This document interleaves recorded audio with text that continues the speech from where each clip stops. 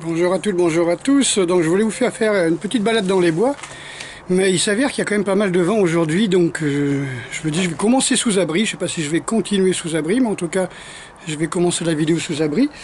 Alors hier sur ma vidéo on m'a dit que je semblais avoir été résigné, en fin de compte non, je ne suis pas résigné. J'ai dû couper la vidéo tout simplement parce que j'avais quelque chose qui clignotait. Et en fait, le compte, c'est que ma carte était pleine, il restait que 10 ou 15 secondes. Donc, j'ai coupé vite fait avant que ça soit totalement perdu, la vidéo que je venais de faire.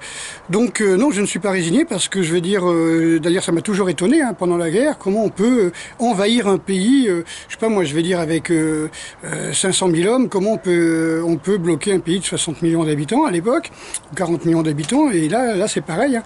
Comment est-ce qu'on peut obliger 70 millions d'habitants à prendre des masques, et en fin de compte on ne peut pas, évidemment, hein, on ne peut pas. Donc le problème c'est que toute cette connerie ne tient que parce qu'il y a la soumission de la police et de la gendarmerie.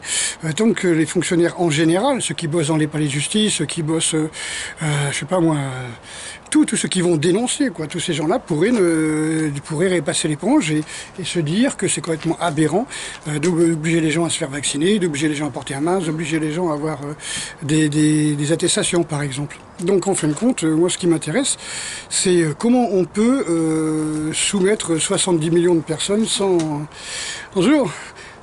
qu'il y ait la moindre protestation. Et je pense que c'est très, très simple à comprendre. C'est tout simplement que vous avez quelque chose, un exutoire, hein, qui s'appelle les réseaux sociaux. Donc les gens, par exemple, écrivent sous ma vidéo, par exemple, Castex, casse-toi, Castex, tu nous emmerdes, etc. Quand je poste des trucs sur la dangerosité des vaccins, les gens écrivent vive le docteur Raoult, Véran t'es qu'un véreux, etc. Et puis ça leur suffit. Donc effectivement, tant qu'il n'y aura pas d'action, comme disait le maître Brusa là tout à l'heure dans une des vidéos que j'ai regardées, qu'il a dû faire hier, je pense, il disait voilà, tant que les gens parleront, ils ne bougeront pas. Voilà, il y a plein d'associations ou de groupes qui se font à droite et à gauche. Donc il les cite, hein, moi je les connais pas tous. Donc il y a son association, je sais pas trop quoi, 19. Vous avez des tas de choses, de groupements. Qui suivent des youtubeuses suisses ou belges, etc. Mais il n'y a pas un grand groupement international qui, pour le moment, qui va se grouper pour foutre des procès à tous ces véreux. Et en fin de compte, ça doit se faire. Et il faut faire un nouveau Nuremberg, il faut faire un nouveau procès. On ne peut pas obliger 70 millions de personnes. Alors évidemment, comme ça a été remarqué, avec leur loi de pérennisation de l'état d'urgence, c'est de dire que l'état d'urgence, comme avait dit Attali, que l'état d'urgence devienne la normalité. Et comme ça c'est parfait. Je vous cite encore et encore et encore un livre qui s'appelle La paix indésirable. Et c'est exactement le thème de ce livre. Comment avoir les avantages de la guerre, c'est-à-dire une population soumise, qui pose pas de questions, avec une police d'État, Gestapo-Polizei, hein, une Gestapo qui tue, qui emprisonne, etc., et que tout le monde ferme les yeux. Comment faire pour avoir tous ces avantages-là? Eh bien, donc dans ce livre, qui s'appelle encore une fois La paix indésirable, que vous pouvez trouver certainement sur Internet, et en tout cas dans des... comment dire ça, sur des sites qui vendent des livres d'occasion, hein. Moi j'en ai 2 ou 3 que j'ai partagé, que j'ai offert à mes meilleurs élèves, et j'ai même un petit résumé qui pourrait vous intéresser en PDF que je peux vous envoyer. Il suffit de m'écrire à l'adresse de l'association Le Monde des Arts Martiaux. Parce qu'en fin de compte, moi, c'est l'art martial, c'est l'art de sauver votre vie, c'est l'art de la protection, l'art de protéger les autres, l'art de savoir la vérité, l'art d'avoir les bons renseignements. Voilà, c'est ça pour moi l'art martial. C'est pas simplement taper sur un sac de frappe en espérant que le bonhomme il va nous attaquer comme on attaque sur l'île d'Okinawa à main nue au XVIIe siècle. Ça sert à rien d'apprendre à se défendre contre ça, ça n'existe pas. Personne ne vous attaquera, pardon les films. Mais bon, si on vous balance des films comme ça, c'est pas pour rien. Donc, formatez-vous. Donc ce que je veux dire, c'est, vous m'écrivez, je vous explique les tenants et aboutissants de la paix indésirable. C'est tout simplement, au départ, tous enfin, le gouvernement américain après la guerre, qui est dans les années 50-60, je pense, qui ont essayé de trouver un moyen pour avoir les avantages qu'ils avaient pendant la guerre. C'est-à-dire une sidérurgie qui marche super bien. Ils avaient fait des biscuits pour les soldats, l'entreprise Kellogg's, en cas, l'entreprise Kellogg's. Voilà, donc comment on peut continuer à faire vendre des Kellogg's comme ça, des biscuits, toutes ces farineux là qui ont fait des tas d'obèses, comment arriver à implanter ça, quoi.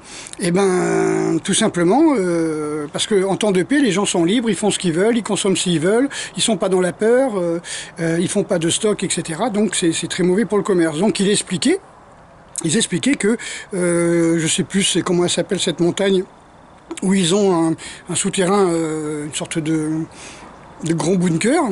Ils ont réuni, donc l'État américain réunit les meilleurs psychologues, les meilleurs psychiatres, les meilleurs chercheurs, les meilleurs scientifiques, et ils ont essayé de trouver une solution. Ils ont trouvé la solution qui était de créer un état de panique, un état de peur, comme si on était en temps de guerre. Mais il fallait aussi affaiblir les défenses immunitaires. C'est-à-dire qu'il fallait faire baisser le taux de vitamine des aliments. Il fallait baisser le taux de vitamine des compléments alimentaires et des médicaments.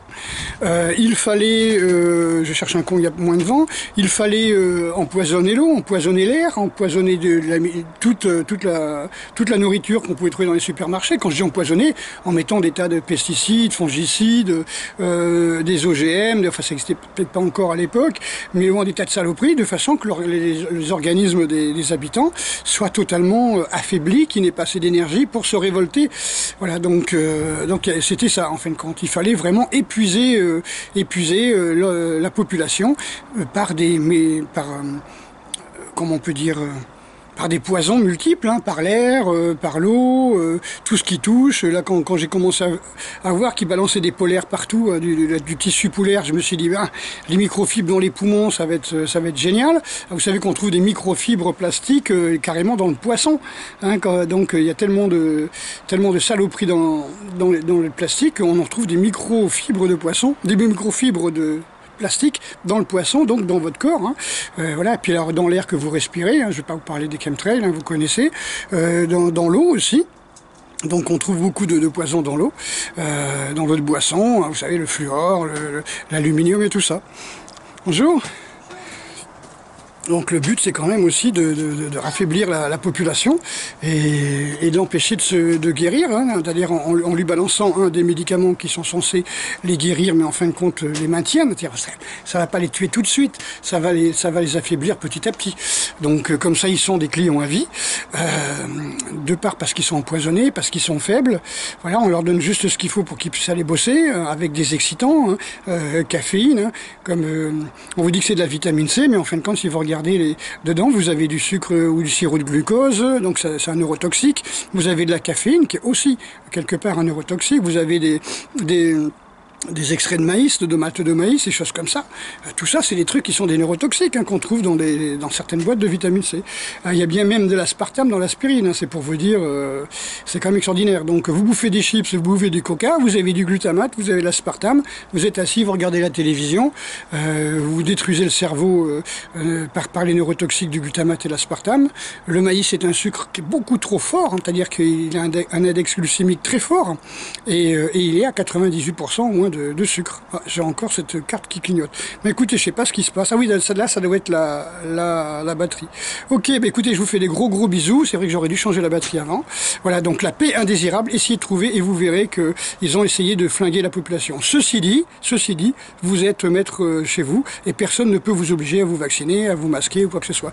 Voilà, encore une fois, amis fonctionnaires, essayez de penser à l'avenir de vos enfants, hein, et pas à votre avenir et pas à votre solde, d'accord? Donc tant que l'armée et la gendarmerie ne suivront pas, eh ben on sera dans la merde. Hein. Vous savez très bien de quel côté était la police française pendant l'occupation. Ok, gros bisous et puis je vous dis à très bientôt. Ah, ça fait des vidéos courtes, hein.